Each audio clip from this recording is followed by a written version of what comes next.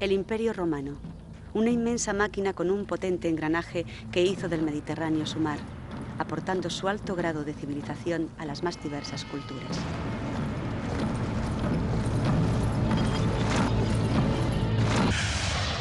Les propongo un viaje sobre 3 aspectos de este gran imperio. Primero nos acercaremos a su ejército, instrumento de conquista, pero también difusor de los avances técnicos y sociales de Roma. Viajaremos de Vindolanda a Mérida, donde testimonios arqueológicos y epigráficos nos desvelarán los detalles más humanos de la vida legionaria.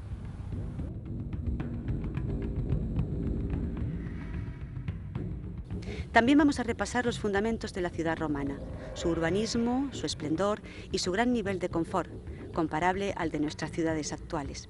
Recorreremos plazas, calles, termas de la espectacular Tingat en Argelia, de la mano de una valiente arqueóloga, Nassera Ben-Sedik.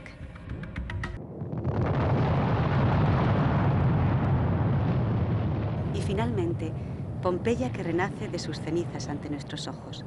La tragedia de una ciudad enterrada bajo cenizas volcánicas y que nos desvela sus secretos más recónditos.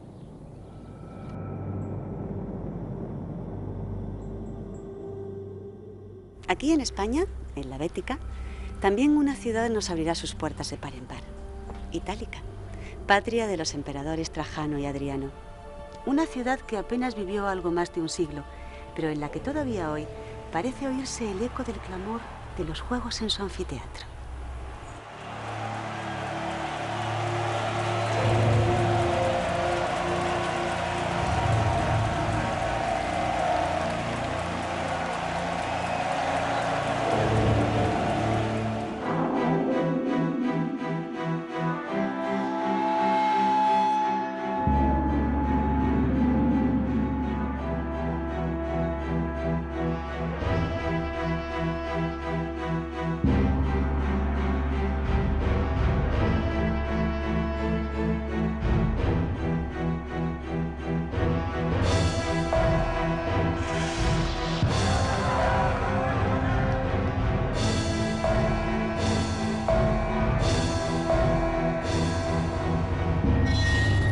El Imperio Romano.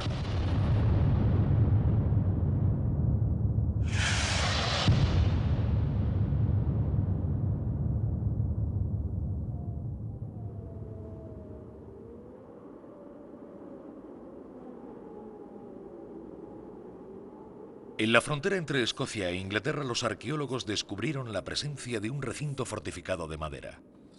La excavación se inició en 1950. Entonces se llegó a la conclusión de que varias generaciones de soldados se habían sucedido allí entre el año 85 y el 350 después de Cristo.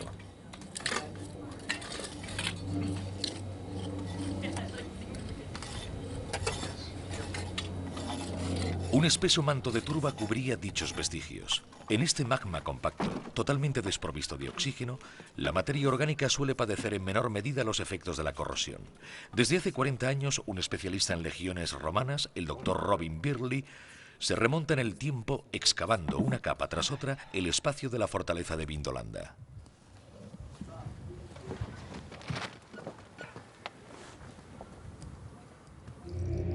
¿Disfrutaba el destacamento de una apacible vida en su destino de la frontera? ¿Cómo podemos averiguarlo? ¿Qué información nos proporcionan todos estos objetos?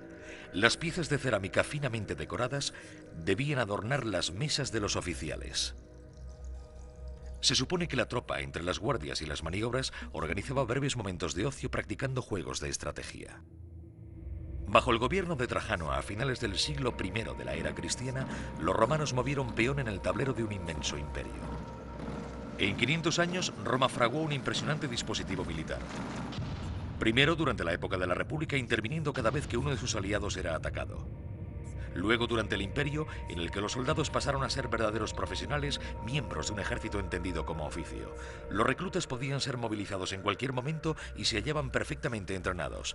Estas legiones consiguieron derrotar a todos sus adversarios. Las tropas de Aníbal, los hoplitas griegos, los guerreros persas, dieron muestras de una tremenda eficacia. Allá donde iban les precedía su fama. Las legiones eran temidas en todos los países de la cuenca mediterránea.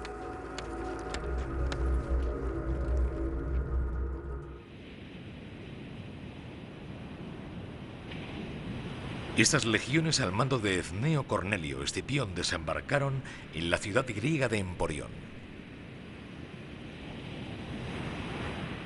Es interesante ver la ubicación del asentamiento de Emporión al sur de la bahía de Rosas y también por las características que presentaba la ciudad en ese momento. Actualmente la topografía ha cambiado mucho de época antigua, pero en época antigua la ciudad griega de Emporión estaba formada por dos núcleos urbanos, el sector de la Palayápolis, el actual San Martí de Ampurias, que cerraba una pequeña bahía natural, y el sector de la Neápolis, que la cerraba por el sur, este puerto natural. Por tanto, la ciudad de Emporión presentaba unas características topográficas y unas infraestructuras portuarias que fueron importantes y fueron utilizadas para desembarcar este ejército en el año 218 a.C. A partir de este desembarco, Roma inicia la ofensiva contra el ejército cartaginés e instala el campamento militar de Tarraco. Durante el siglo I a.C. se fundaron muchas ciudades en Hispania, una de las más importantes, Mérida. En el año 25 a.C., según nos refiere Dion Casio, se funda la nueva colonia Augusta Emérita.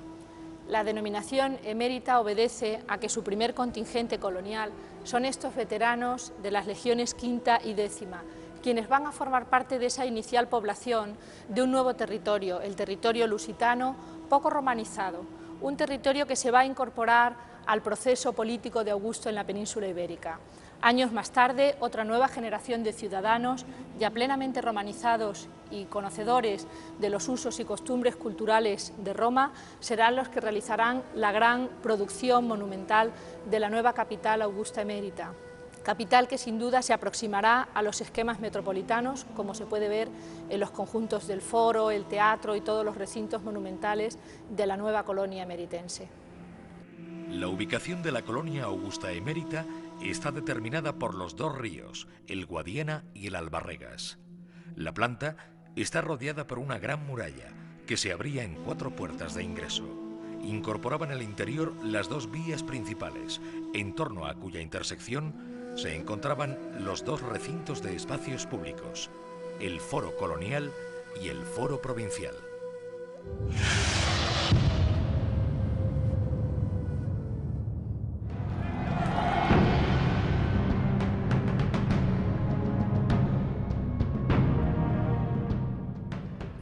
Años después de la fundación de su ciudad, los romanos controlaban todo el Mediterráneo. Las legiones desembarcaron en Gran Bretaña en el año 44 en tiempos del emperador Claudio, pero fue el emperador Trajano quien anexó las últimas conquistas, Arabia, Mesopotamia y la Capadocia en el año 105 de nuestra era, Dacia un año más tarde. ¿Pero qué sabemos de la vida de los legionarios en el transcurso de estas campañas? En el año 100, Trajano hizo erigir en Roma una columna de 40 metros de altura coronando lo que debía ser su propio mausoleo. A lo largo de más o menos 200 metros, un bajorrelieve en espiral relataba la campaña del emperador en Dacia, la actual Rumanía.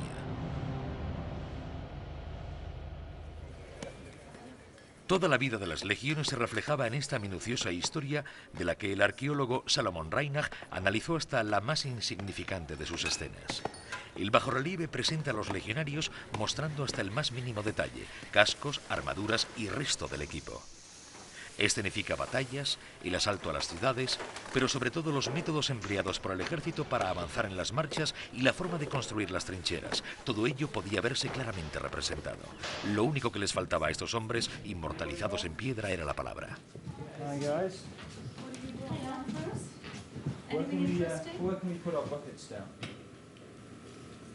Los arqueólogos de Vindolanda extrajeron de la turba las pruebas que evidenciaban todo el potencial de las legiones de Roma.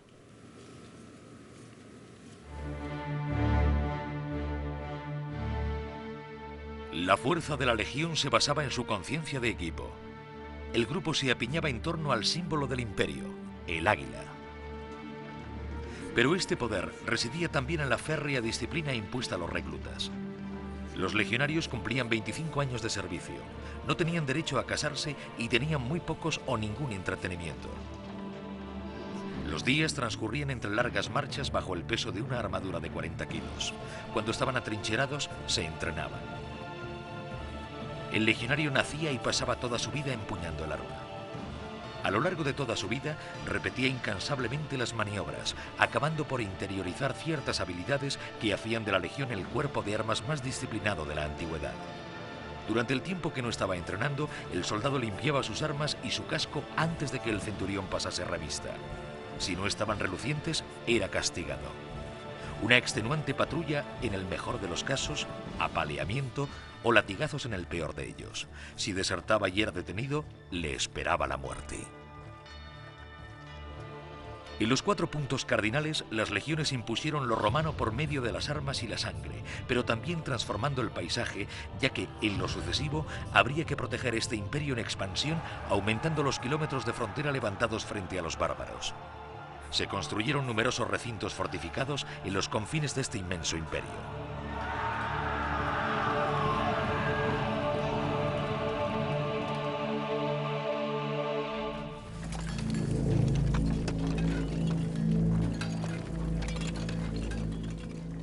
Bajo el mandato de Trajano, las legiones se asentaron en campamentos temporales. En Bretaña, la actual Gran Bretaña, se enfrentaron a temibles guerreros, los pictos. En Vindolanda, las colinas de Bardonmill, frontera natural entre Inglaterra y Escocia, se asomaban a las colinas del norte. Aquí fue donde se consiguió detener la conquista. Fue aquí donde a principios del siglo II de nuestra era, con los emperadores de Trajano y Adriano, donde se jugó gran parte de la suerte del imperio. ¿Cuáles eran entonces los puntos débiles de las legiones? La excavación de la fortaleza de Vindolanda permitió dar con las piezas maestras que desvelaban tal misterio. En la primavera de 1973, los arqueólogos de Vindolanda realizaron un importante hallazgo, una serie de tablillas de madera que parecía tratarse de correspondencia. Pero las inscripciones se presentaron en principio ilegibles. Imposible saber si estos textos habían sido escritos en latín, la lengua oficial de las legiones. ¿Permitiría su restauración descifrar antiguas misivas de 2000 años de antigüedad?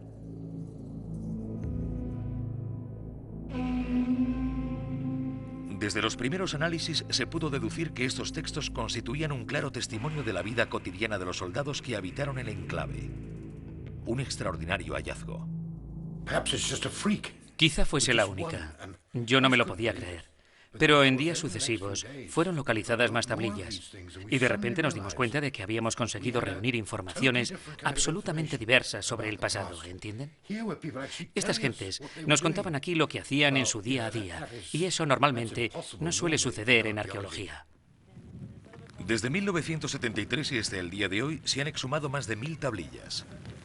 Los arqueólogos las encontraron en el mismo lugar, en un foso a los pies de la muralla. Según ellos, esto constituye la base de un primer misterio. ¿Cómo acabaron allí?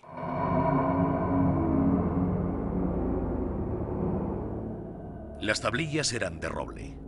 Tenían el formato de una postal. En el reverso, el texto en latín. En el anverso, la dirección del destinatario.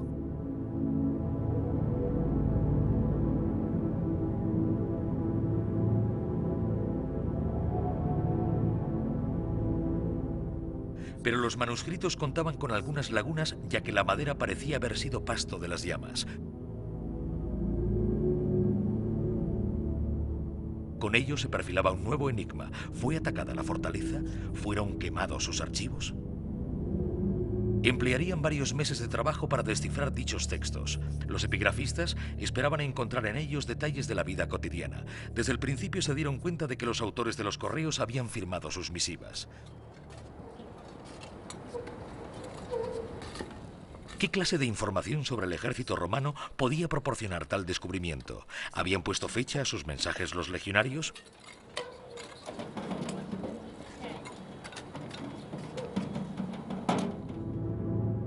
Sin embargo, unas cuantas tablillas centraron la atención de los especialistas. Relataban hechos excepcionales en el ejército romano, casos de deserción masiva. ¿Cómo explicar este fenómeno en un ejército con una disciplina tan férrea? Los arqueólogos fueron en busca de nuevas tablillas para intentar comprender lo que podía haber sucedido en la fortaleza de Vindolanda en el siglo I de nuestra era. Gracias a estos mensajes, lograron reconstruir en principio una parte de la vida de un hombre, Flavius Cerialis.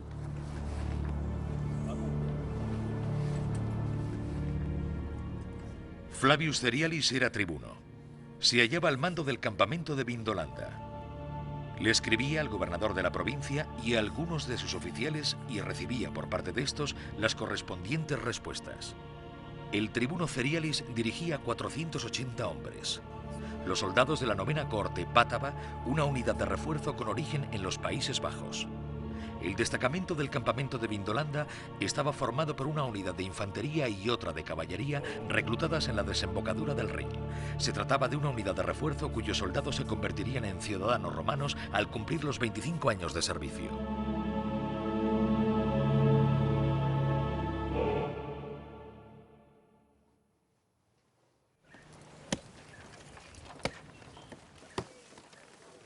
Cuando llegaron a la frontera del norte, los hombres de la 9ª cohorte relevaron al destacamento que les había precedido en la explanada. Como buenos legionarios, arrasaron con la antigua fortificación para construir la suya, más sólida y mejor adaptada a sus necesidades. El poder de Roma se basaba en que sus militares no eran solo guerreros, también eran obreros, leñadores, constructores e ingenieros.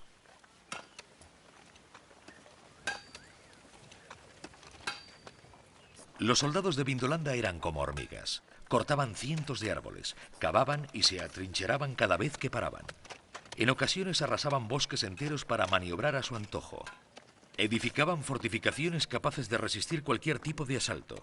Una legión de unos 6.000 hombres necesitaba de un par de horas para levantar una plaza fortificada rodeada de un alto cerco y un foso de 2 metros de profundidad.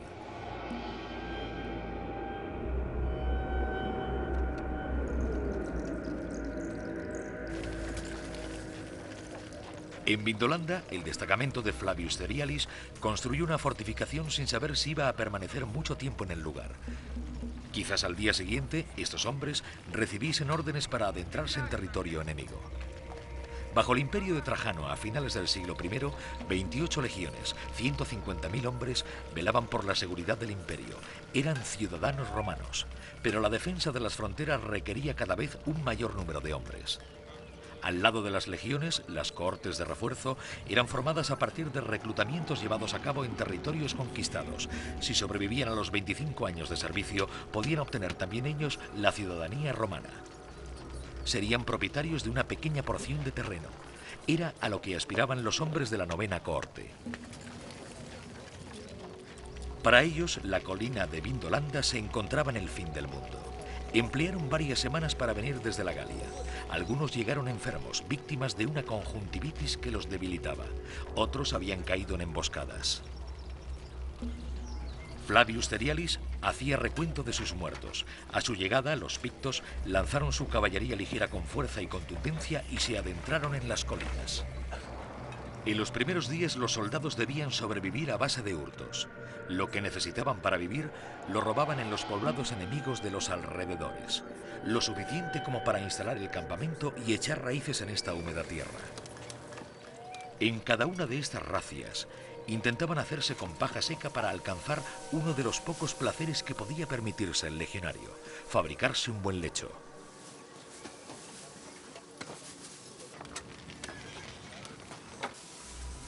¿Era este tipo de vida tan dura lo que incitaba a los hombres a desertar o existía alguna otra razón para hacerlo? Los arqueólogos del enclave de Vindolanda esperaban hallar la respuesta en el transcurso de las excavaciones. En invierno, al cabo de unas semanas, la paja fresca empezaba a enmohecerse.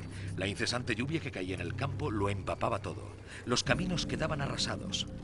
Entre guardias y entrenamientos, los hombres se reunían alrededor del fuego para saborear su bebida preferida, vino de miel y especias. Jugaban a dados o a las damas. Algunos hombres heridos en combate eran atendidos por el médico del campamento, un griego como la mayoría de los médicos de las legiones. Flavius Cerialis era el jefe de un destacamento similar en una pequeña ciudad. Cada uno de sus hombres dominaba una o más especialidades. Una serie de cualidades muy valoradas en el caso de los soldados, pues los artesanos más reconocidos estaban exentos de ir de maniobras. El recinto fortificado disponía de un hospital que el tribuno hizo construir con grupos de obreros y yeseros. Los leñadores talaban la madera suficiente para calentarse. Los armeros fabricaban y reparaban las armas.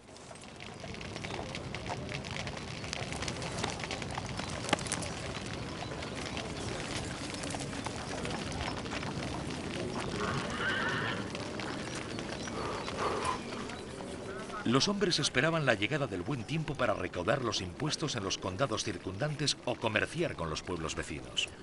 Para sobrevivir, el destacamento debía vender los productos que él mismo fabricaba: ladrillos y tejas con la estampilla del águila de las legiones de Roma, así como objetos de hierro forjado y joyas.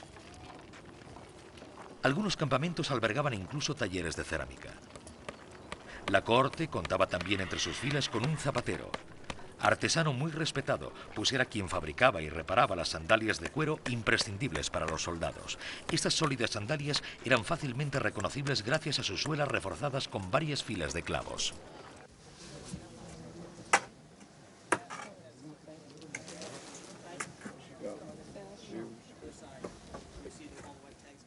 Se trata de un zapato de soldado. Podemos observar los clavos bajo la suela que protegían el calzado durante las marchas.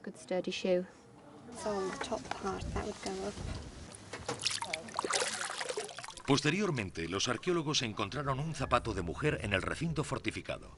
Un descubrimiento excepcional. ¿Qué hacía allí entre todos los efectos militares? Muy bonito. Realmente precioso. Sí, estaba por allí.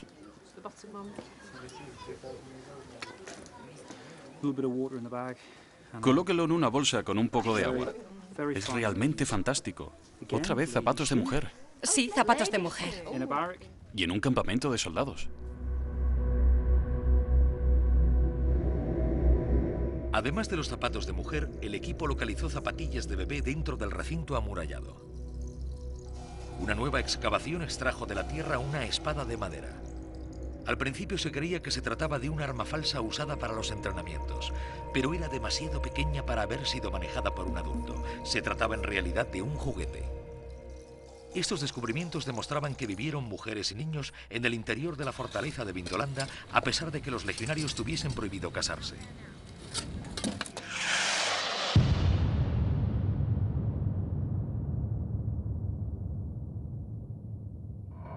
Al excavar sus trincheras, sacaron a la luz un entramado de estructuras. La madera y la piedra se encontraban superpuestas con algunos años de diferencia y siguiendo un esquema diferente. No hubo en la explanada de Vindolanda una única fortificación como se había pensado durante mucho tiempo, sino una serie de edificios distintos. Los primeros recintos fortificados fueron construidos con madera. Eran simples estructuras temporales. El ejército romano se hallaba sujeto por aquel entonces a mucha movilidad y cada corte construía sus propias fortificaciones. Pero a principios del siglo I fue construida una fortaleza de piedra. Las legiones se asentaron permanentemente en la frontera. Incluso llegó a florecer un poblado a las puertas del destacamento.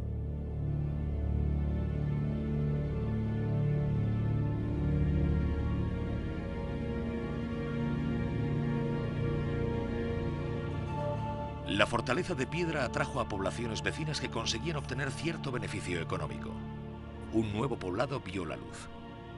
Seguramente los jóvenes de la 9ª cohorte debieron encontrarse allí con jovencitas que se convertirían en sus compañeras, a pesar del estricto reglamento de las legiones. Este pueblo albergaba a comerciantes, familiares de soldados y zonas de ocio. Una de estas zonas se convirtió en uno de los principales símbolos del mundo romano, los baños. Este edificio, compuesto por 2 salas abovedadas paralelas y por una piscina con forma de media luna, era construido normalmente a las afueras del asentamiento.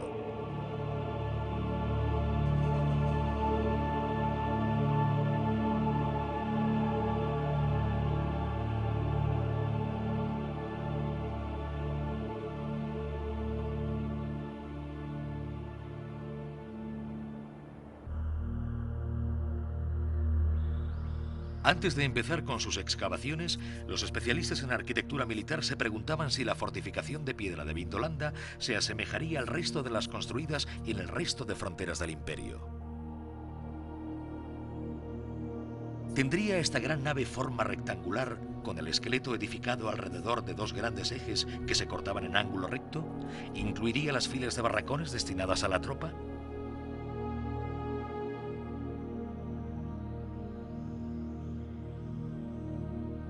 Los arqueólogos suponían que la tradición militar prevalecería y que encontrarían el Praetorium, cuartel general, cuyo corazón estaba formado por la Sala de los Estandartes, un santuario dedicado al culto imperial y a la salvaguardia del tesoro del destacamento.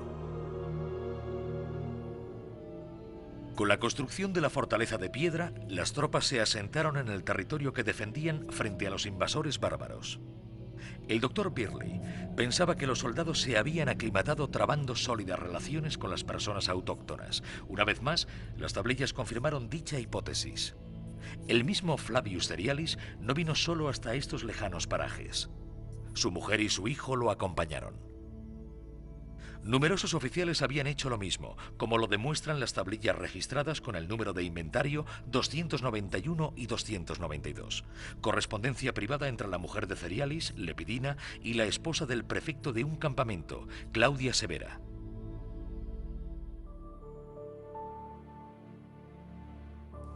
Saludos de Claudia Severa a su querida Lepidina. El tercer día de los idus de septiembre, hermana mía, desearía sinceramente que pudieses venir a visitarnos para mi cumpleaños. Con tu presencia me harás ese día muy agradable. Saluda a tu querido Cerialis. Mi Aelius y mi hijo pequeño te saludan. Cuento contigo, hermana mía. Cuídate, hermana mía, querida alma mía. Así también yo seré feliz. Saludos. Querida Claudia, como te prometí, pedí permiso a Cerialis para ir a verte y me dijo que ya lo sabía y que os visitaremos juntos. Recibirás otra misiva indicándote cómo y cuándo nos veremos. Besos a tu Aelius de mi parte, hermana lejana, mi alma gemela. Ningún texto mejor que las tablillas de Vindolanda pusieron en evidencia los cambios de costumbres en el ejército romano. Los reclutas de las tropas de refuerzo afrentaron una regla fundamental de la legión: fundaron familias en su asentamiento. Con ello podemos llegar a comprender por qué desertaron tantos hombres. Podemos imaginar por qué los soldados desertaban. Muchos de ellos debían convivir con alguna joven del pueblo, de tal manera que cuando fueron enviados a Dacia, la única solución mientras no transcurriesen los 25 años era desertar, escapar huyendo a través de las colinas durante varias semanas a la espera de que el regimiento se marchase y así regresar para vivir tranquilos.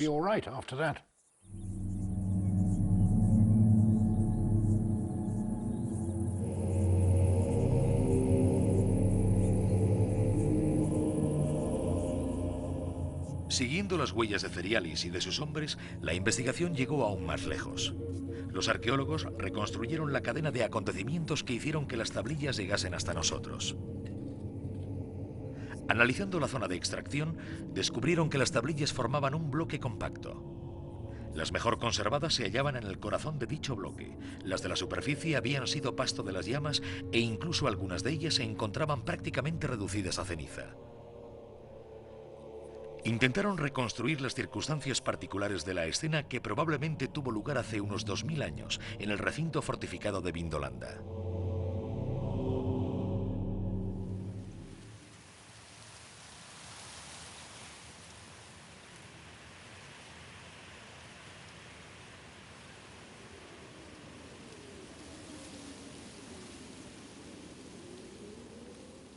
Tras varios años de acuartelamiento, la novena cohorte bátava fue enviada al Danubio. Antes de abandonar el lugar, Flavius Cerialis quemó precipitadamente todos los archivos.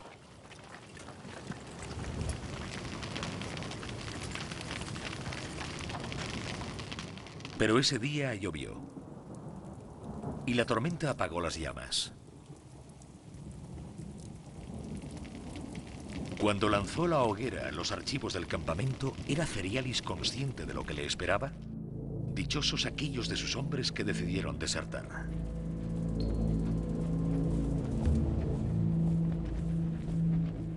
En el mes de marzo del año 105 después de Cristo, el emperador Trajano atravesaba el Danubio a miles de kilómetros de Vindolanda.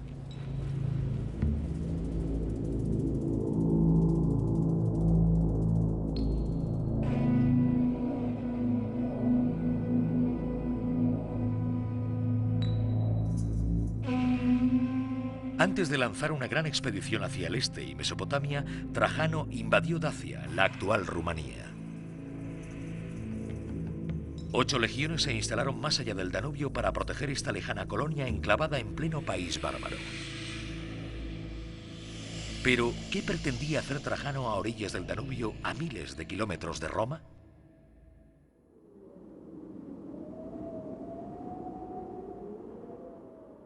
Las campañas de la novena cohorte en Dacia fueron duras y muy crueles. Esta guerra es la que reprodujo la columna de Trajano sin omitir el más sórdido de los detalles.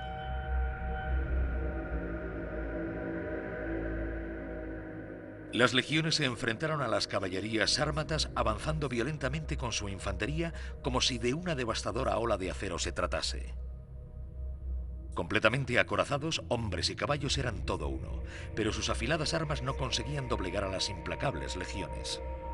El ejército de Roma avanzaba imparable arrasándolo todo a su paso. Las batallas fueron numerosas y sangrientas. Ninguna de las partes beligerantes retuvo a alguien como prisionero.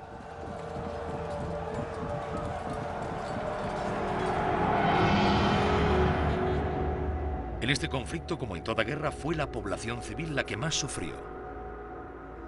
Las mujeres, ancianos y niños, cuando no eran masacrados, eran deportados. Va victis, ay de los vencidos. La huella de Flavius Cerialis y de la novena cohorte bátava se pierde en Dacia. Trajano, extenuado, murió en el año 117, al regreso de su última campaña a orillas del Éufrates.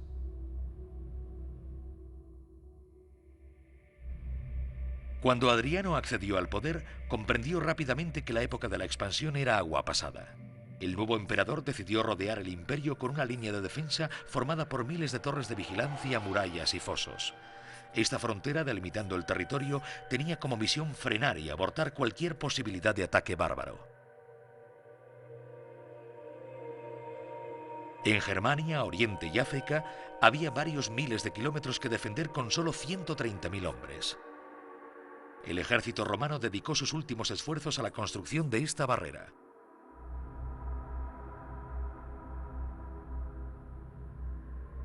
También en Gran Bretaña los legionarios se protegieron tras este aparente dique.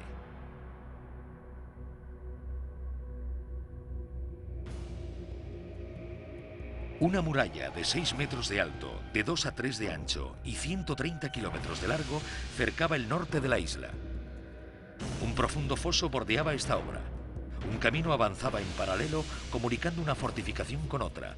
Vindolanda se encontraba en el centro del dispositivo y Adriano la visitó personalmente.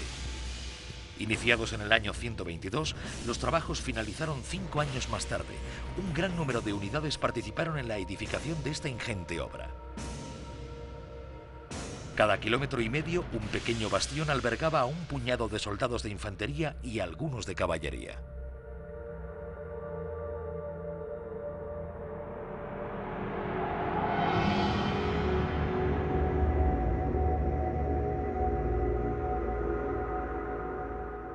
Pero la protección del imperio empezaba a salir cara, muy cara.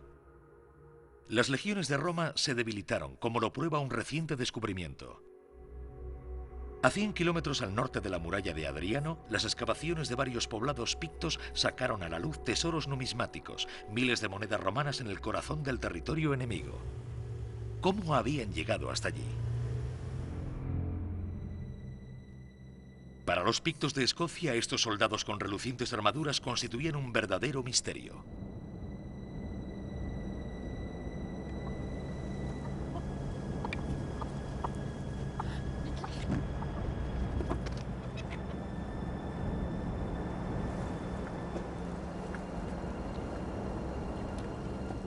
El mantenimiento de las tropas en la frontera tuvo nuevas consecuencias. Los encuentros culturales se multiplicaron, facilitando una cierta forma de mestizaje.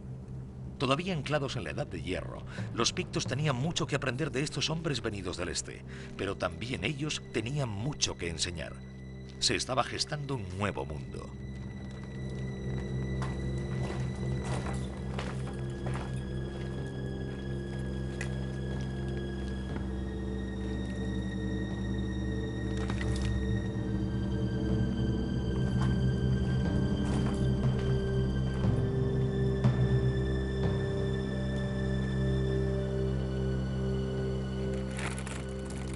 ¿Quién podía imaginar que algún día los romanos pagarían caro mantener la paz y proteger el imperio?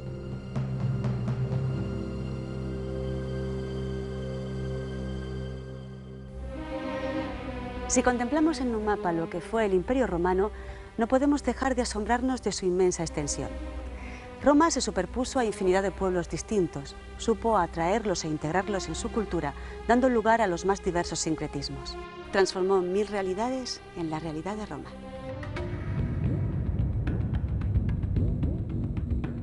Este hecho se puede observar en la monumental y bien conservada Tingad o en otras ciudades de la actual Argelia y Túnez.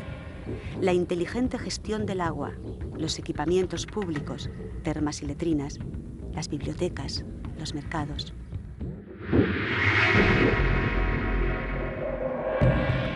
Su moneda única, el denario, que sería nuestro actual euro, es solo una pequeña muestra de la gran herencia que nos dejó el imperio.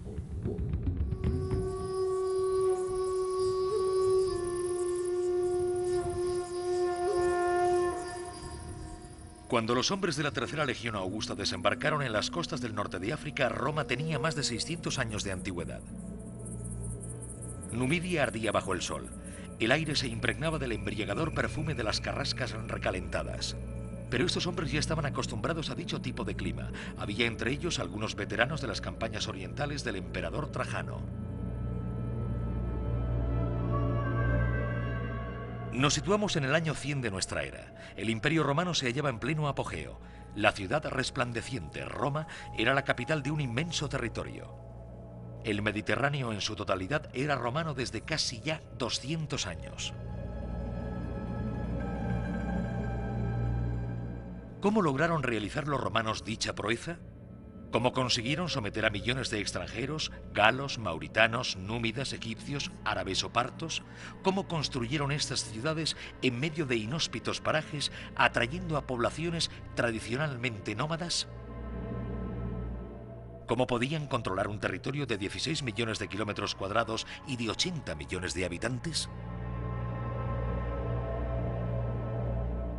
Los que creyeron durante mucho tiempo que los romanos se habían impuesto solo con la fuerza de sus legiones se equivocaron. De hecho, Roma se alimentó de la extraordinaria vitalidad africana.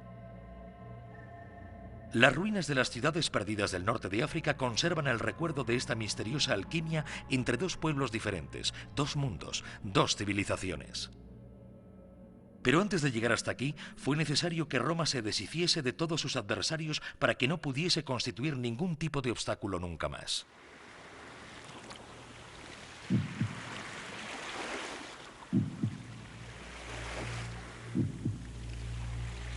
Toda la suerte de la gran epopeya romana se jugó sin duda a orillas del Mediterráneo.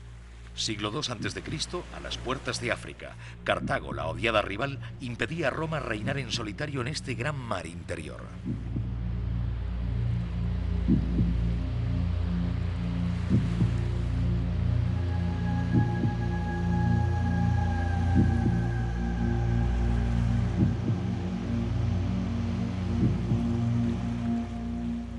Durante mucho tiempo los elefantes de Aníbal hicieron pesar sobre la península italiana una cruel amenaza.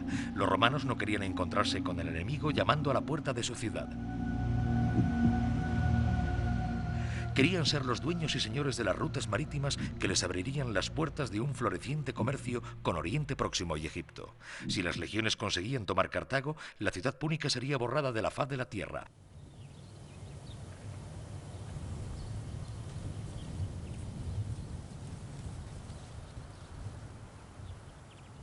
En el año 146 a.C., las legiones de Escipión Emiliano conseguían tomar Cartago tras muy duros combates. Para no rendirse a su eterno enemigo, sus habitantes se arrojaron a las llamas de una enorme hoguera. De la ciudad púnica, los soldados romanos solo dejaron un manto de ceniza.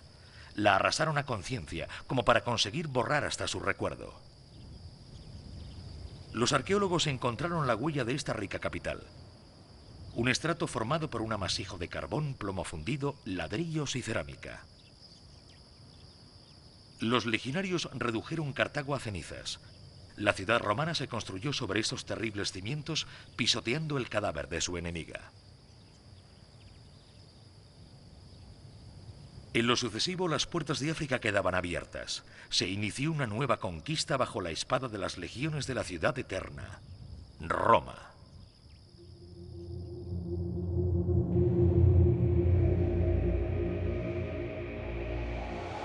Mare Nostrum, nuestro mar. Es así como llamaban los romanos al mar Mediterráneo, lago interior de un imperio que se extendía desde las islas británicas a las orillas del Éufrates.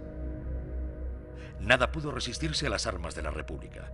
Con la entronización del primer emperador, Augusto, en el año 27 a.C., las fronteras del imperio quedaron fijadas. Roma fue tejiendo su tela de araña por África y Occidente, sobornando a los soberanos vencidos, llegando a acuerdos con las élites locales o nombrando gobernadores de provincia. Luego prosiguió la conquista hacia el este, siguiendo la huella de Alejandro el Grande.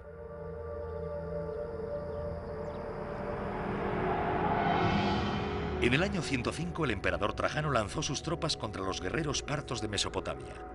Las legiones romanas extendieron las alas de sus águilas por las montañas de Anatolia, las laderas del monte Zagros y el desierto sirio, como una más de las innumerables marcas que dejaban a su paso.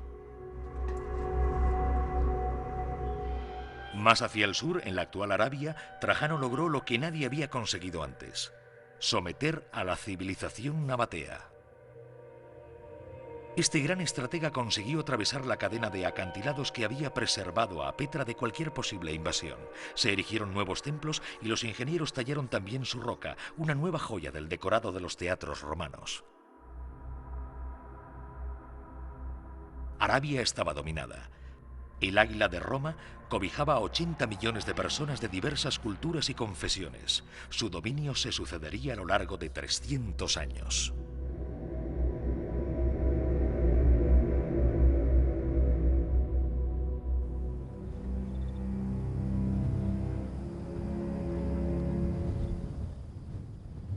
En el año 100, la tercera legión trajana se instaló en Tingat, Tamugadi, en el norte de África.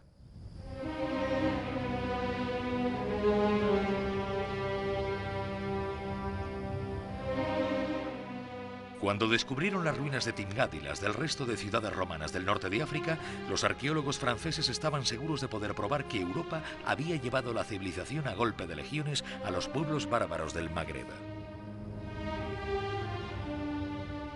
Así quedaba justificada la colonización de estos territorios, haciendo de las tropas coloniales las nuevas legiones de Occidente.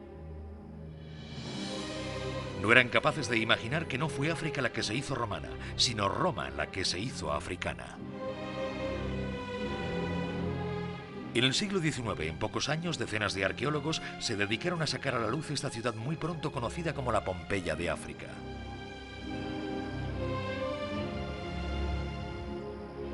Hay que decir que sus dimensiones eran tan impresionantes como el hecho de que se transportasen hasta allí todos los materiales utilizados en su construcción.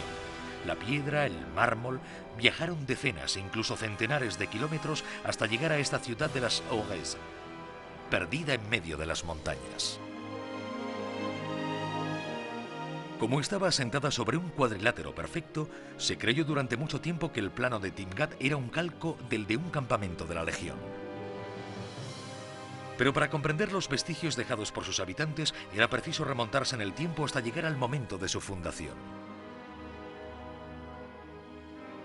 Este minucioso plano contenía un mensaje que solo los especialistas en arquitectura antigua han sido capaces de descifrar.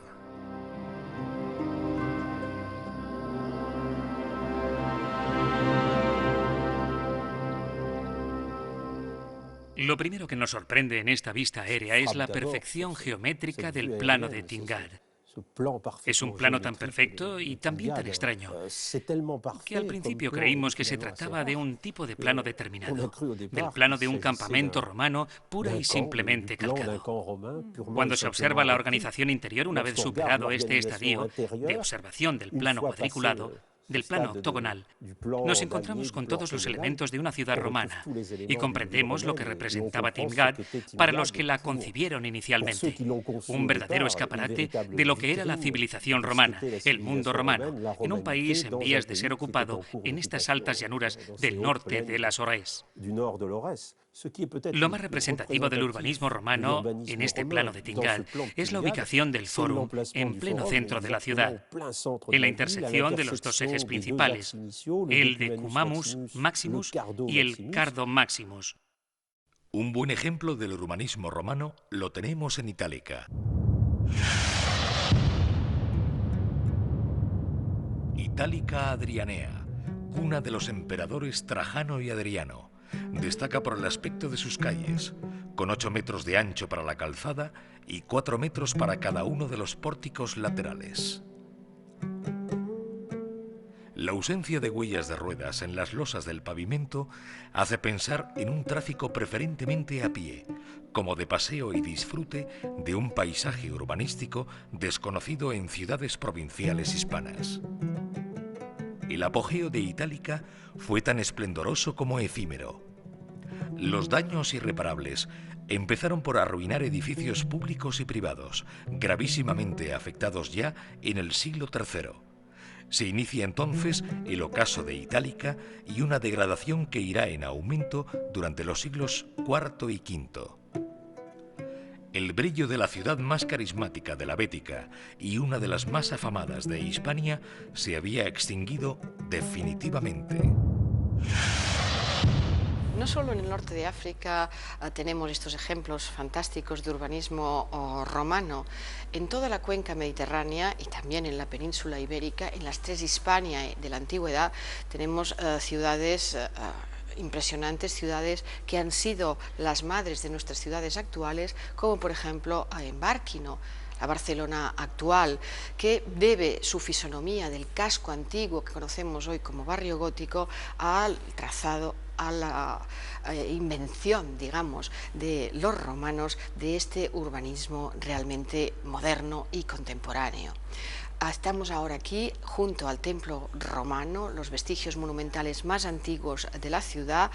Antes del cambio de era, más o menos lo podríamos fechar hacia el 10-5 antes de Cristo, un templo con capiteles corintios que estaba en el centro del foro de la plaza antigua de la ciudad, que más o menos viene a corresponder con un ángulo de la plaza de San Jaime, centro todavía vital de nuestra ciudad, con sus organismos públicos y políticos.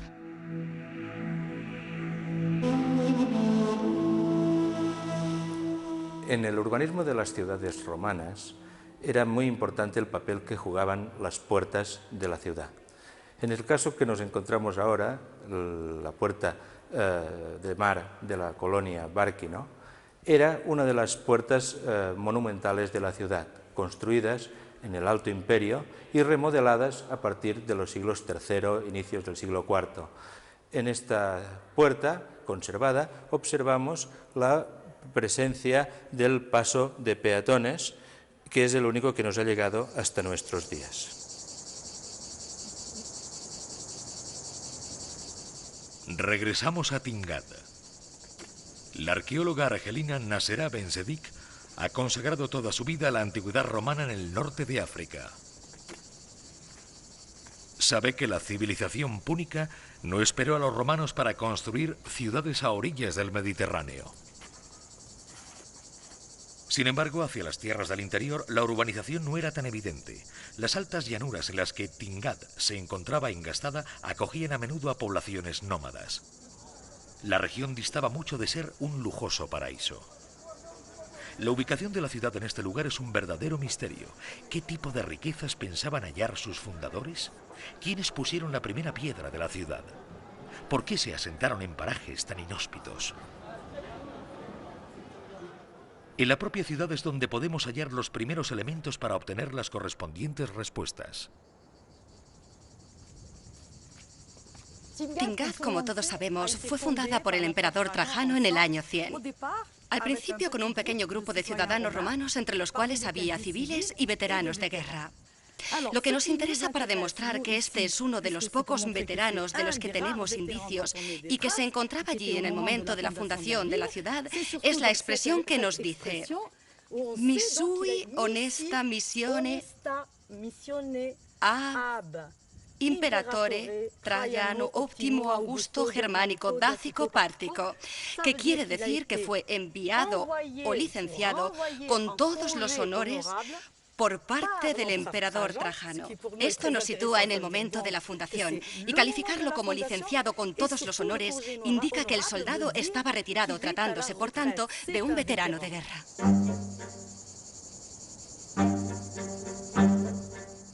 A principios del siglo II de nuestra era, las legiones se asentaron definitivamente en Numidia, al norte de las Ogues, en el gran campamento de Lambés. Se encargaban de vigilar una vasta región, la Mauritania cesariana, que comprendía la mayor parte de la actual Argelia. Pero para Roma no se trataba tanto de ocupar el territorio como de divulgar su civilización. Tras haber vencido, los legionarios guardaban sus espadas. Contaban entre sus filas con los mejores especialistas: ingenieros, arquitectos, obreros especializados en la construcción.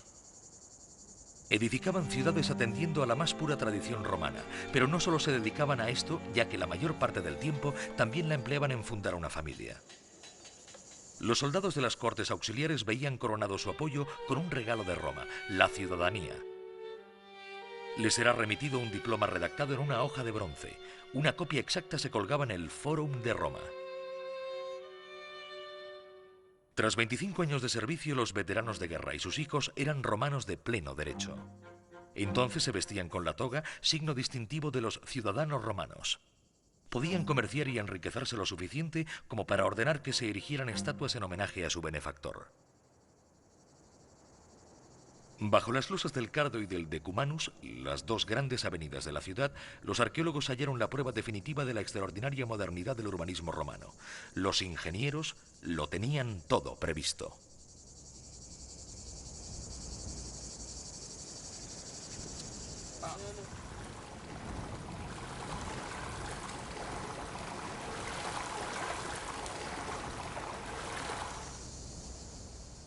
No había una única red de desagües en Timgad. De hecho, la ciudad se concebía como una inmensa cisterna donde todo el agua se recuperaba, ya que la ciudad romana era una gran consumidora del preciado líquido. En sus entrañas, un vasto dispositivo de depósitos de decantación recogía las aguas usadas y las corrientes. Todas eran pacientemente filtradas. Un sistema de canalizaciones las transportaba luego hasta las decenas de fuentes que adornaban las esquinas de las calles. El agua manaba por todas partes. Timgad era un oasis.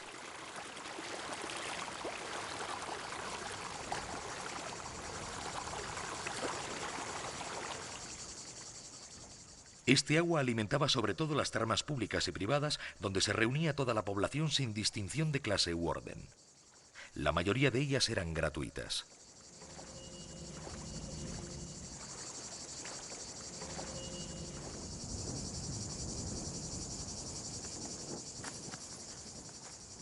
Timgad es una ciudad que en la antigüedad disponía ya de todos los servicios básicos de una ciudad moderna, tanto en lo relativo al abastecimiento de agua, lo hemos comprobado con las canalizaciones, acueductos, conducciones que llegan aquí a las termas, fuentes, como en la red de evacuación de las aguas residuales. Hemos podido comprobar, por ejemplo, que en las letrinas hace 19 siglos ya existía el retrete, lo que llamamos hoy en día el inodoro, y que en muchas ciudades actuales aún no existe.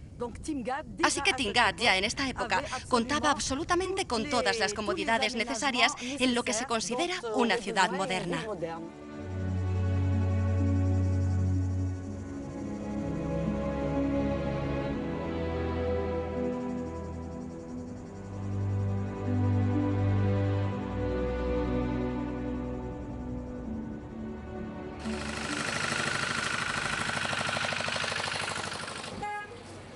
La paz romana reunió a pueblos tan diferentes como los hispanos tracios, los galos, sirios o númidas. En el norte de África, Roma no impuso la uniformidad de su civilización por medio de la violencia. La máquina de la integración pasaba por realizar actuaciones en el entorno urbano. Los templos y arcos de triunfo simbolizaban un claro ejemplo de pertenencia a la patria romana. La participación en fiestas arraigaba ciertas tradiciones. Un edificio, por encima de todos, atestiguaba la adopción de ciertas costumbres: el anfiteatro.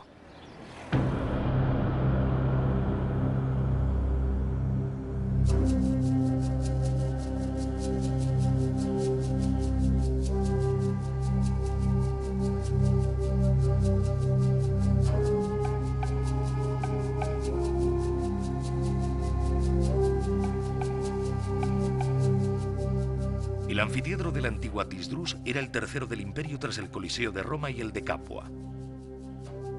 Sus vestigios restan importancia a la especie de aldea moderna de El Yem, que solo cuenta hoy en día con plazas para 10.000 personas.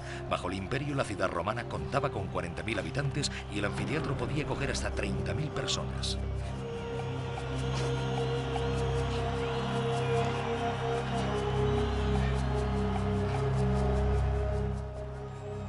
Los espectadores de la ciudad y los venidos del campo asistían a suntuosos espectáculos financiados con ayuda de generosos donativos. Se deleitaban con los combates de gladiadores y las cacerías en las que los hombres se enfrentaban a animales salvajes en un decorado de sabana fielmente reconstruido. La difusión de la mentalidad y del modo de vida romano pasaba también por ofrecer este tipo de espectáculos. En unas decenas de años, Roma consiguió imponer hasta sus entretenimientos. Los teatros y anfiteatros atraían a las poblaciones del campo. Estos monumentos no solo estaban impregnados de tradición arquitectónica romana, todo estaba concebido para atraer al mayor número de extranjeros a la ciudad. Los anfiteatros jugaron un papel esencial en la conquista de los corazones. En el siglo II, la capital del mundo romano contaba con aproximadamente 1 millón de habitantes. Rebasó con creces el recinto de las 7 colinas, donde se habían fijado sus límites en el origen en el año 753 a.C. Roma era el corazón del imperio. Era el lugar de residencia de los emperadores, donde se erigían los suntuosos templos en los que se celebraban los cultos imperiales. La afición por las tareas administrativas de los romanos se reflejaba en los forum o en las basílicas que albergaban oficinas y comercios. Corazón del imperio, Roma vivía de los productos recibidos llegados a Ostia en barco, desde los 4 puntos del Mediterráneo. El trigo de Egipto, el aceite del norte de África y de la Bética y el vino de la Galia abastecían a la madre de todas las ciudades. Con el tiempo, la ciudad aumentó su densidad y se hizo cada vez más cosmopolita. Era el vivo reflejo de la fantástica diversidad de las tierras que dominaba.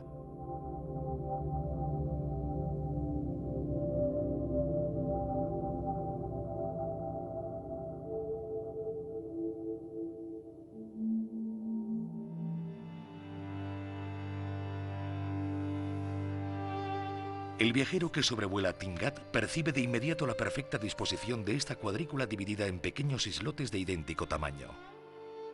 La ciudad fue concebida para ofrecer a cada uno de sus habitantes una casa del mismo tamaño que la de su vecino. Sin embargo, ciertos privilegiados ocuparon espacios mayores de inmediato. En el interior mismo de la ciudad, los arqueólogos hallaron moradas de 400 metros cuadrados. La ciudad creció a un ritmo frenético. El Fórum, demasiado pequeño, solo pudo acoger la basílica y algunos templos. Un mercado fue también construido extramuros. La región vivía sumida en la paz.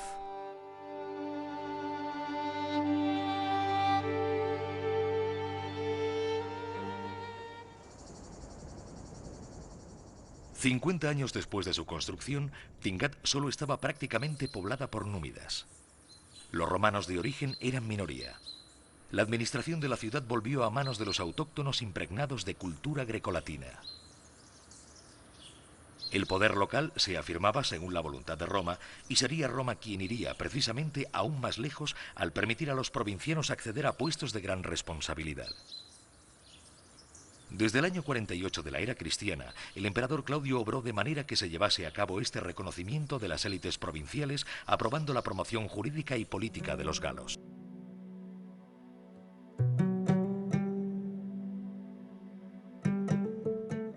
Esta integración fue la clave del gran éxito de la civilización romana. Alrededor de todo el Mediterráneo, decenas de pueblos aceptaron voluntariamente pasar a estar bajo el área de influencia de Roma, sinónimo de riqueza y poder. El acceso a la ciudadanía ofrecía verdaderas oportunidades de promoción social. Nada era inamovible en este mundo en el que el origen étnico no tenía influencia alguna sobre el destino de los hombres. Roma se enriqueció y enriqueció a sus provincias. En el año 100, el fundador de Tingad, el emperador Trajano, originario de Hispania, lanzó una gran campaña de plantación de olivos en el norte de África.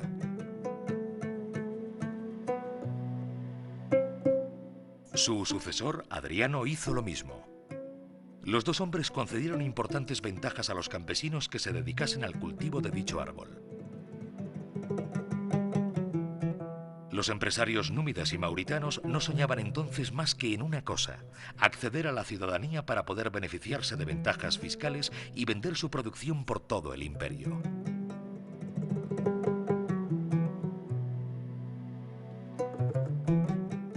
Entonces, ¿cómo extrañarse de que estos hombres adoptasen con tanta facilidad las costumbres de Roma?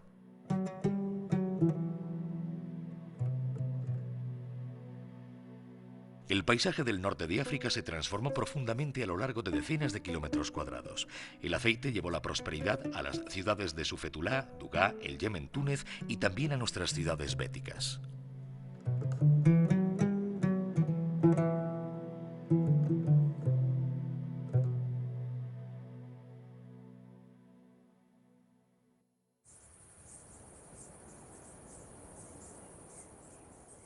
Las colonias fundadas por Roma se convirtieron en el pulmón de la romanización en el norte de África. Trajano no se equivocó al lanzar una expedición de veteranos de la Tercera Legión a un desierto. Construyeron allí toda una ciudad, donde no había nada. 50 años más tarde, los hijos de Tingad se alistaron en las legiones para defender el imperio y convertirse en ciudadanos con todas las de la ley. Trajano lo vio claro. Se funda una ciudad no solo para conquistar un territorio. Se funda una ciudad para atraer a la población. Se funda una ciudad para asegurar el reclutamiento de la legión, para que la legión empiece a reclutar en la zona y en el extranjero. Cosa que se hizo. Y en tercer lugar, también para motivar y hacer que la ciudad, la región, se desarrolle desde el punto de vista económico y atraiga a otras poblaciones que aún no son romanas, para que les resulte atractivo el llegar a serlo.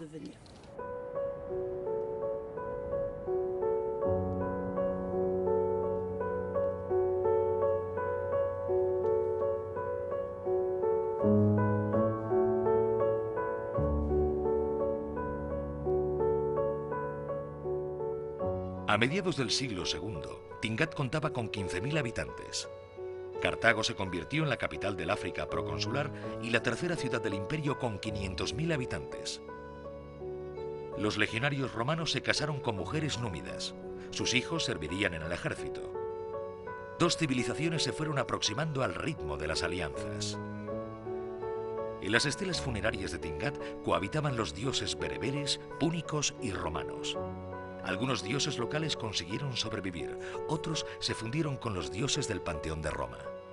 Así es como nació un Saturno africano, de la fusión del dios Baal de los púnicos y del Cronos de los griegos.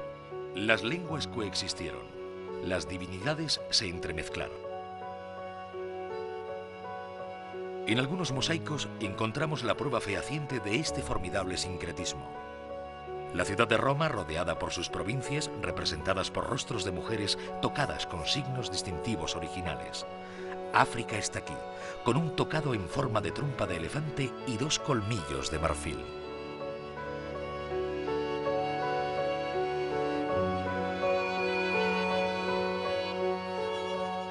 El resultado de este mestizaje será extraordinario. Los escultores africanos de los capiteles corintios añadirán hojas de acanto a sus obras hasta dotarlas de un decorado barroco. Mezclarán el mármol con la piedra y los adornos, haciendo morir de envidia a los artistas de la Roma imperial. El enriquecimiento de las burguesías municipales permitirá el desarrollo del mosaico de lujo con el que los maestros engalanarán todo el imperio. En el año 191, esta tierra será la cuna de una de las más grandes dinastías imperiales, los Severos, originarios de Tripolitania, la actual Libia. En el año 212, Caracalla promulgó un edicto revolucionario. Otorgó la ciudadanía a todos los hombres libres del imperio. Era la consecuencia de 500 años de romanización.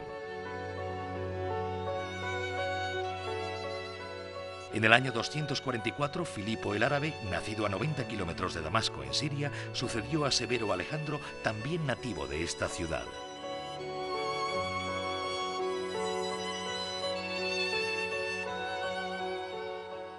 Muchos de los que dirigieron el imperio con posterioridad no eran naturales de Roma, pero eran el fruto de este mestizaje de culturas iniciado con la política de conquista romana.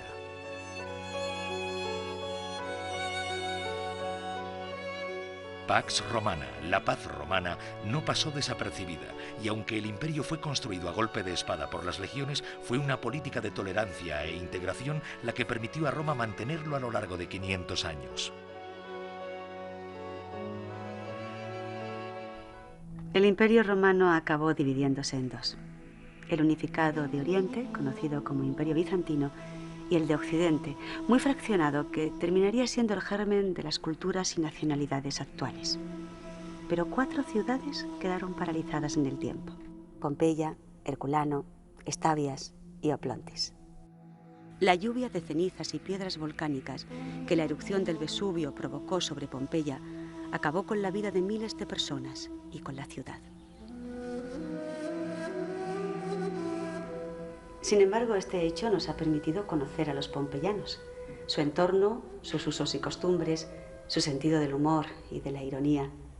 Reviven ante nosotros, y al volver a pensar en ellos, se cumple su deseo de lograr la eternidad, según la entendían los romanos.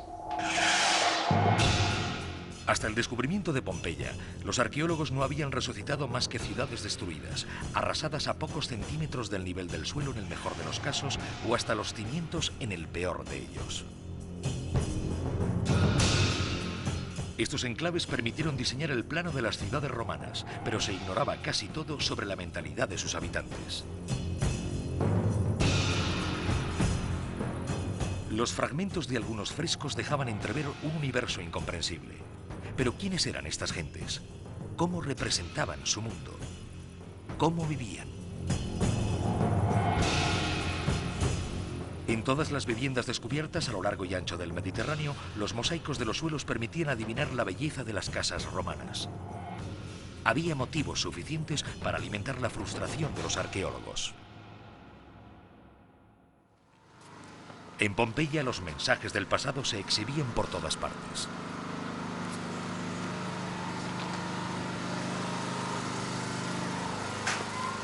Bien, y ahora nos adentramos en la parte del almacén de la casa denominada de los castos amantes.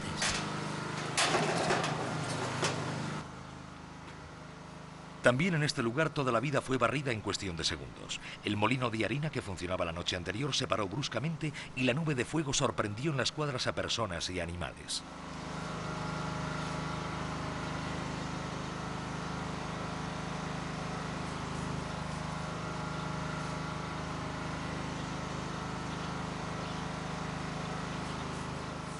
Cada día que pasa, la excavación saca a la luz nuevos recuerdos de un instante de la historia literalmente inmortalizado con la última erupción. El recuerdo de una intensa vida también quedó grabado en el yeso. Detrás del mostrador encontramos una serie de grafitis muy interesantes. Se trata de cifras que fueron grabadas aquí por el propietario de la panadería. Observemos esto. Podemos ver una secuencia de números. El 22, un 6, luego un 8 y un 3, 8, 5, otra vez un 8, luego un 9 y un 6. ¿Qué pueden significar? Bueno, quizá a partir de estos pequeños grafitis podamos imaginar algunas escenas de la vida cotidiana. Por ejemplo, la del niño que va a la panadería para comprar pan y dice: mañana pasará mi padre a pagar, luego te traigo el dinero. A continuación, el panadero anota el importe en la pared de manera secuencial, realizando una especie de cuenta.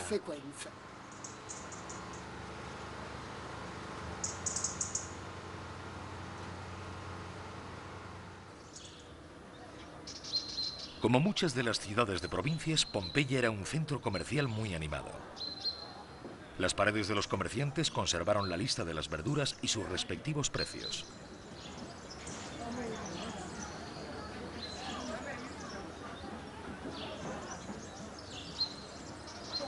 Los productos frescos provenían de los jardines y huertos de los alrededores.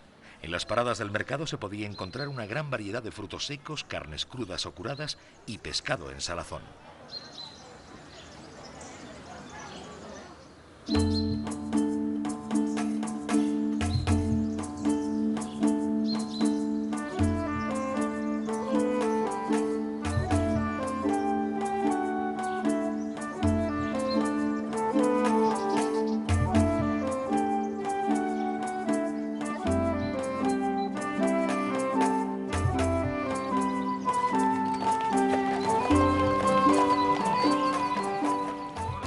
La ciudad gozaba de una intensa actividad comercial.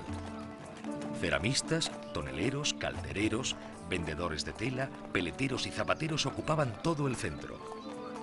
Los panaderos vendían grandes panes hechos con salvado y otro tipo de manjares más exquisitos como crujientes buñuelos rociados con miel o finas y transparentes crepes. Los carros traqueteaban en el empedrado suelo de las grandes avenidas y no era de extrañar cruzarse con algún rebaño atravesando la ciudad. Las tiendas estaban abiertas la mayor parte de la mañana, pero todos los días a las 16 horas los hombres se reunían en los baños, lugar por antonomasia de la vida pública. Luego algunos de ellos se citaban en las tabernas cuyos mostradores daban a la calle.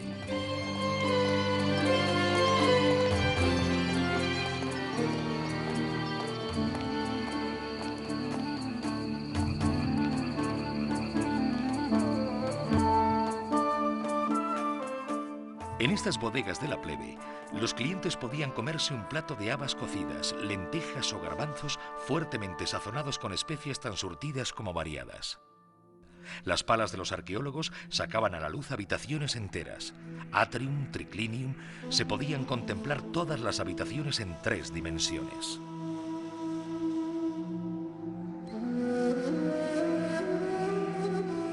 Ante la atenta mirada de los arqueólogos se elevaban las paredes de vestíbulos, habitaciones y comedores. Podían contemplar escenas de la vida cotidiana, representaciones mitológicas y rostros grabados de los habitantes del imperio.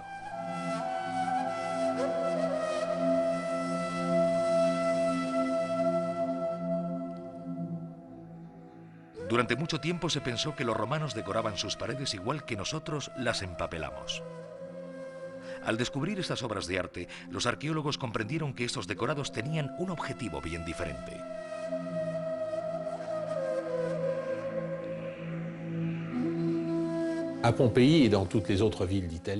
En Pompeya, como en el resto de ciudades de Italia, tanto el interior como el exterior de las casas eran todo color y diseño. Por tanto, no se trataba de una simple decoración. Se trataba más bien de una decoración teatral, de un verdadero escenario, ya que los acaudalados personajes que las habitaban sentían la necesidad de reflejar el poder de su dinero y salir a escena. El gusto por el espectáculo formaba parte de la mentalidad romana.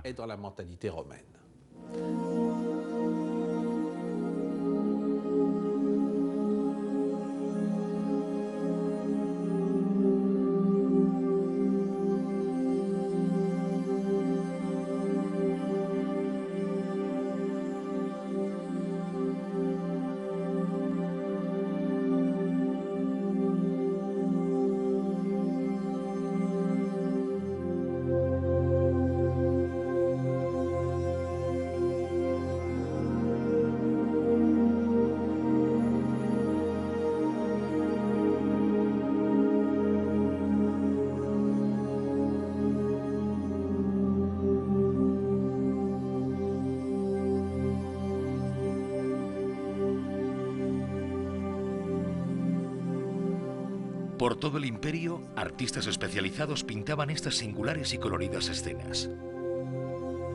Elaboraban ellos mismos los pigmentos y pasaban semanas enteras realizando verdaderas obras de arte. Sin embargo, los pompeyanos no se privaban de garabatear sus mensajes, ya fuera sobre los frescos de su casa o en la de su vecino. Escribían en cualquier parte y no siempre mensajes románticos.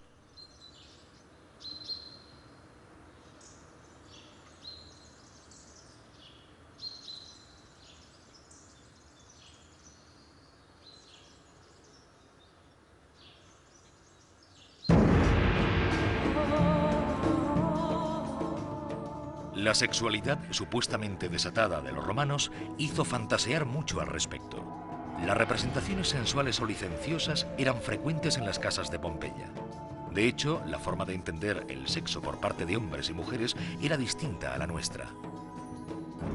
Las conclusiones de los arqueólogos se vieron a menudo influidas por sus propios fantasmas.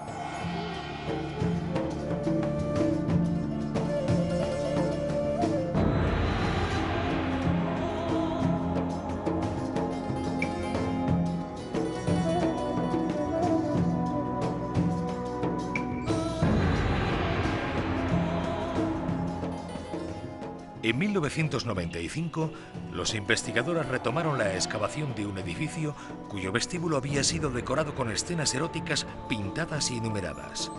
Creían haber descubierto una casa de citas. 10 años más tarde, los arqueólogos se dieron cuenta de que se trataba de unas termas. El otro gran espectáculo de la Roma antigua eran los juegos del circo. En Roma, 55.000 personas, hombres y mujeres juntos, se hacinaban en el mayor anfiteatro de la antigüedad, el Coliseo. A partir de finales del siglo I de la era cristiana, los días de fiesta se multiplicaron. Los ciudadanos asistían casi 100 días al año a algún espectáculo, y en algunos casos, como en el de las victorias militares de Trajano, el emperador ofreció al pueblo más de 200 días de festejos.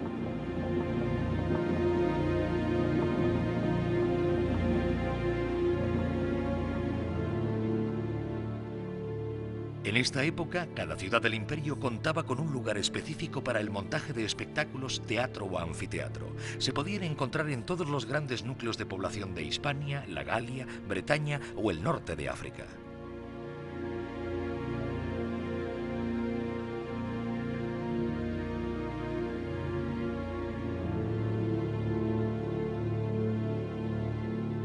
Pero la cantidad de edificios de este tipo significa que los juegos sangrientos eran practicados en todo el imperio con la misma pasión que en Roma. Descubrimientos recientes realizados en Éfeso han revelado que los gladiadores se enfrentaban a lo largo y ancho de toda la cuenca mediterránea, aunque estos combates eran más populares en Occidente.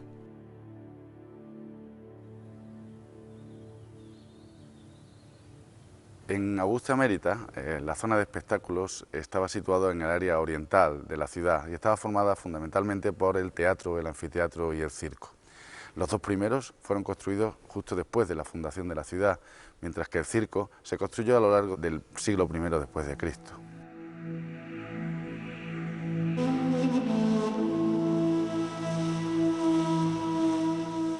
Estos edificios, llamados también de ocio y representación, no solo servían para asistir a un drama o representar una lucha de fieras o unas carreras en el propio circo, también tenían otra funcionalidad, quizás aún más importante, la de servir de soporte, de escenario, al culto al emperador.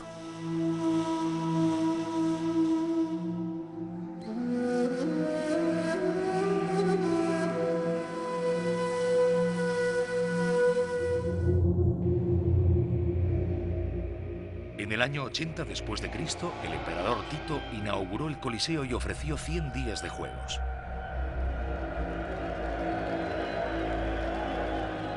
$3.000 animales y 2.000 gladiadores murieron con motivo de estos festejos. En todas las arenas, una gran cantidad de público se hacinaba para asistir a tales espectáculos. Apostaban a las carreras de carros de caballos, algunos de cuyos conductores, los áulicas, eran considerados verdaderos héroes. En Roma, el circo máximo acogía a 150.000 personas que animaban a su favorito entre 4 equipos.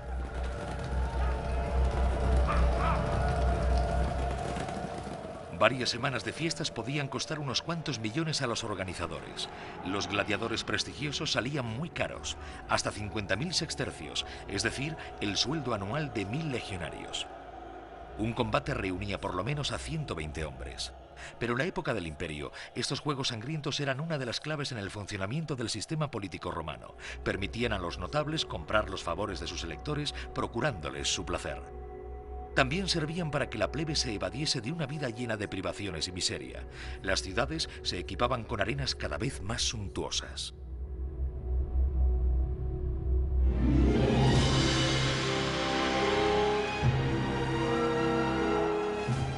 Hay que decir que los romanos se convirtieron en verdaderos maestros en la organización de este tipo de eventos. En numerosas ocasiones, el Coliseo llegó incluso a transformarse en un recinto inundado con un lago artificial. La desviación de un acueducto permitía llenar la arena de agua tras impermeabilizarla con pez. Miles de hombres se enfrentaban con verdaderas batallas navales. Estas sangrientas escenificaciones tuvieron tanto éxito que acabó construyéndose un edificio especial para este tipo de representaciones, la Naumaquia.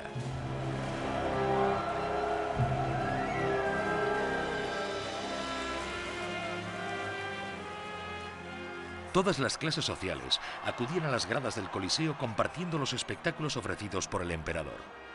Roma contaba por aquel entonces con 1 millón de habitantes, la mayor parte de los cuales no había salido jamás de la ciudad. Para ellos el circo servía también como vehículo para viajar fuera del país y visitar el resto del mundo romano a través de las paradas, los combates que enfrentaban a prisioneros extranjeros o las cacerías de animales en las que era reconstruida pormenorizadamente la sabana africana. El Coliseo estaba diseñado como un extraordinario ingenio que podía coger cualquier tipo de representación. Todo estaba previsto.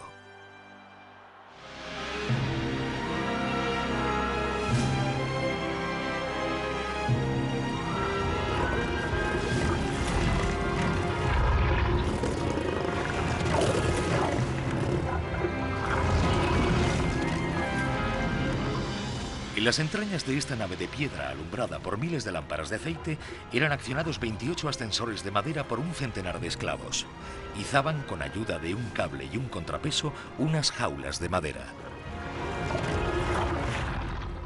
Este sistema permitía colocar las fieras sobre la arena, pero también todos los decorados que hacían posible la minuciosa reconstrucción de una sabana, rocas, palmeras o arbustos traídos costosamente de África.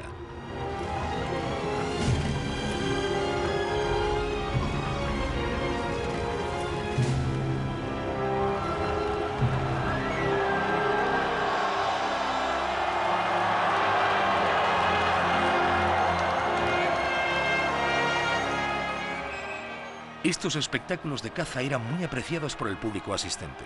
Eran las únicas imágenes a las que tenían acceso de la lejana África, de donde provenían exóticos animales exportados en barcos llenos hasta la bandera. Estas matanzas eran tan numerosas que desde la antigüedad ciertas especies se encontraban en vías de extinción, como el elefante del norte de África o el león del Atlas. Pero, ¿cómo explicar la afición de los romanos por este tipo de espectáculos sangrientos?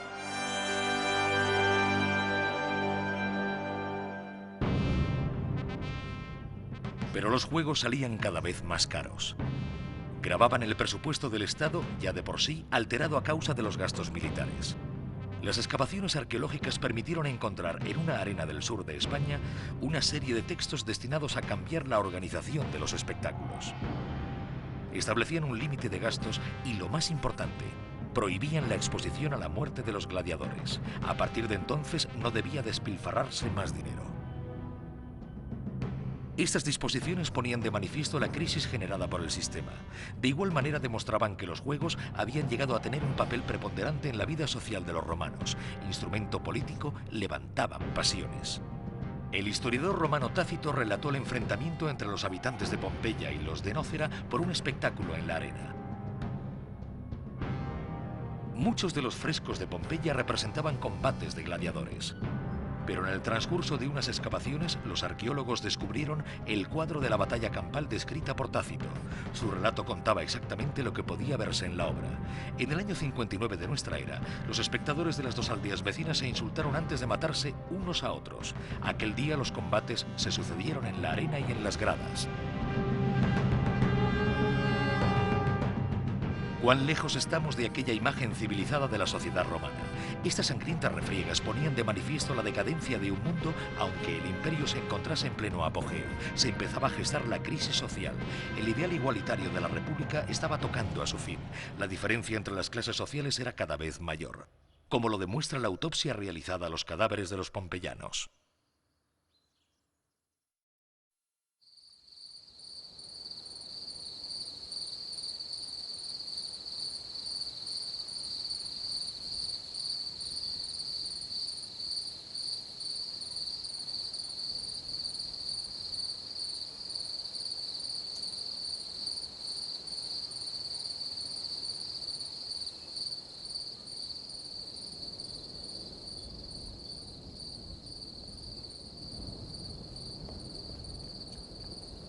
En la cálida noche de aquel mes de agosto del año 79, Pompeya se hallaba sumida en un profundo sueño.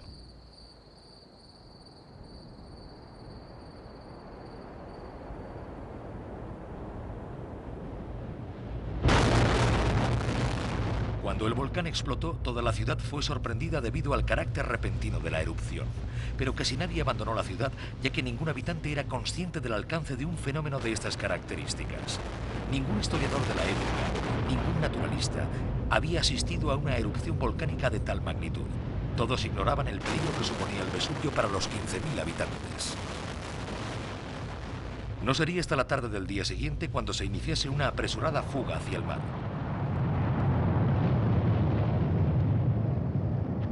Para muchos, ya era demasiado tarde.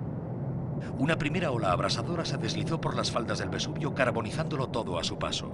Los pompeyanos fueron atrapados allí donde intentaron encontrar refugio. Familias enteras fueron diezmadas. Los arqueólogos encontraron a las víctimas en el mismo lugar en que murieron, pues nadie intentó desenterrar la ciudad tras la catástrofe. En su huida, estas gentes intentaron llevar consigo su tesoro. En una callejuela, una rica patricia asía con fuerza su collar más preciado. A su lado, un niño de unos 10 años envuelto en una sábana, cuyo molde reconstruyó hasta sus más finos pliegues. Una pareja quedó sepultada, asfixiada, bajo el porche de una casa. Intentaron protegerse de las finas partículas que obstruían su nariz y su tráquea, sin éxito. Entre los pliegues de su abrigo, el hombre escondía lo que había podido salvar, monedas de plata que ya no le servirían de nada.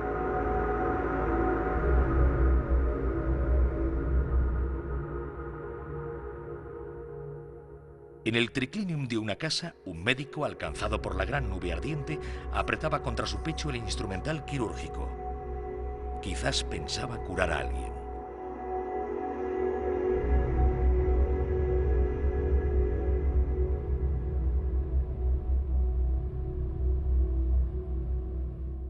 En pocas horas, Pompeya se convirtió en una ciudad fantasma. Días después de la erupción, ya nada emergía del manto de ceniza. La ciudad quedó inmovilizada.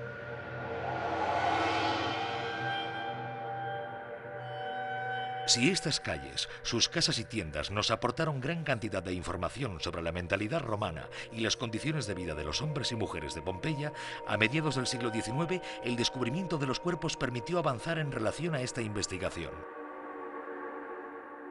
Los cadáveres también tenían mucho que decir al respecto. Pero antes hay que preguntarse, ¿cómo pudieron ser hallados los cuerpos en semejantes posturas cual estatuas creadas por la erupción? En el siglo XIX, Giuseppe Fiorelli se dio cuenta de que los esqueletos que sacaba a la luz estaban rodeados de una pequeña cavidad. Decidió infiltrar yeso en ella y constató que los cuerpos habían dejado su huella en negativo en las compactas cenizas. De este modo, fueron descubiertas las siluetas de 1 millar de habitantes muertos por asfixia a causa de las corrientes de lava. Recientes estudios genéticos demuestran que se trataba de familias enteras que permanecieron en Pompeya para no abandonar a una persona allegada e incapaz de moverse. Había allí padres, hijos y abuelos. Los cuerpos estaban tan bien conservados que con un simple golpe de vista los antropólogos podían determinar el sexo, la edad, peso y altura de cada individuo. Podían saber si habían intentado luchar por sobrevivir o si habían venido abajo de golpe. El descubrimiento de los cuerpos y sus respectivos moldes permitió avanzar en la investigación para desvelar las circunstancias de la muerte de estos hombres y mujeres. Pero lo que impactó realmente a los arqueólogos fue la resurrección de sus caras intactas perfiladas en los frescos de las ricas residencias.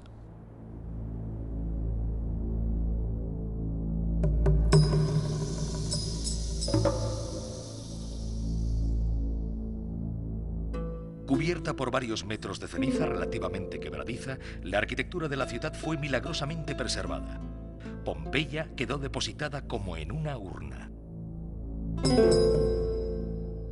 Como consecuencia podía reconstruirse la vida de los habitantes que los frescos presentaban a los ojos de los arqueólogos, así como tantos otros fantasmas. En las paredes polícromas se podían intuir el lujo y el bienestar.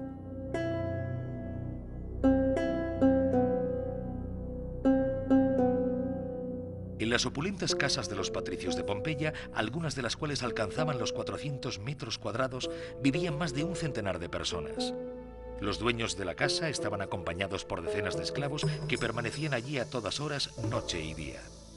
No tenían ningún tipo de intimidad, ya que cuando los sirvientes se alejaban eran los proveedores los que solicitaban audiencia.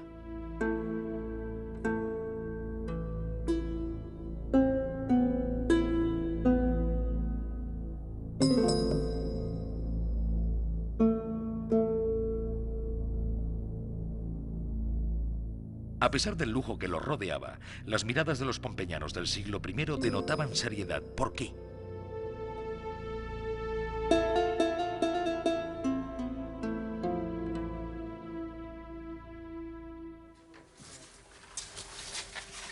Los esqueletos proporcionaron mucha información al respecto.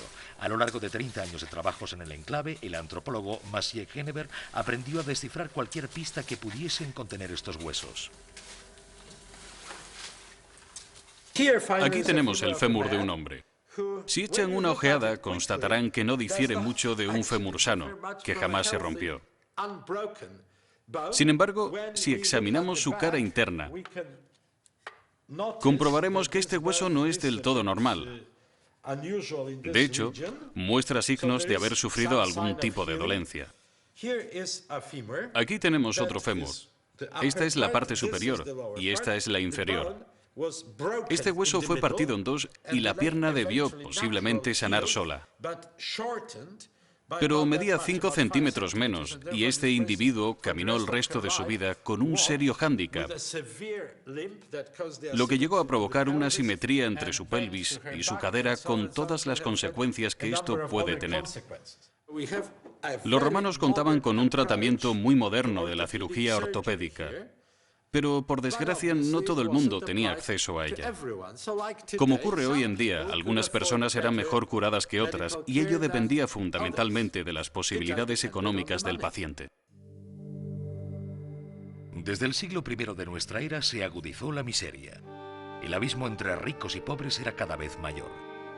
Para sobrevivir, ciertos habitantes de las ciudades romanas se dedicaban a mendigar. El rictus patético de esta estatua de bronce descubierta en Pompeya da muestras de ello tras 2000 años de historia.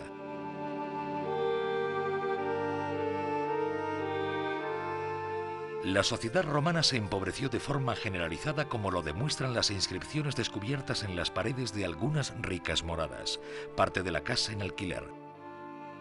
Alquiler a partir del 1 de agosto de una casa con baño, almacén y buhardilla donde pueden dormir varias personas.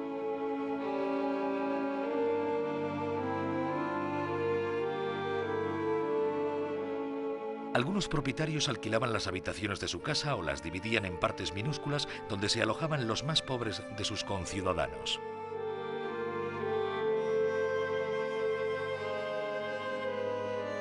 Con esta ola de miseria, los robos se multiplicaron y algunos habitantes tomaron medidas para proteger su domicilio de los ladrones.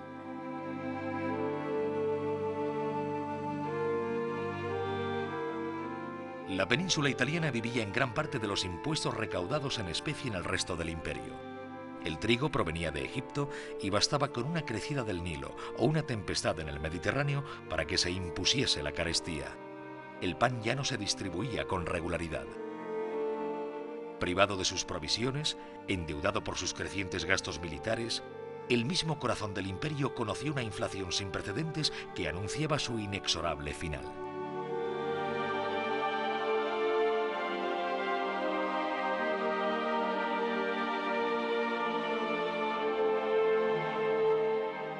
Las paredes de Pompeya también dieron muestra de la miseria en que se hallaba inmersa una parte de la sociedad pompeyana. Cuántas revelaciones, cuántas vidas rotas, cuántas historias secretas encierran aún las entrañas del Vesubio.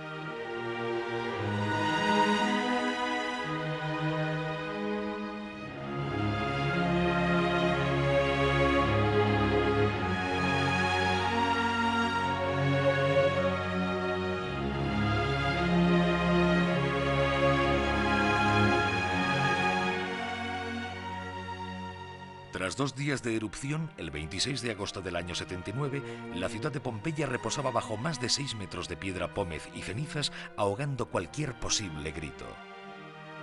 Sin embargo, este desastre fue un milagro desde el punto de vista de miles de arqueólogos, ya que encontraron en el enclave napolitano las raíces de nuestra forma de pensar, de nuestra civilización.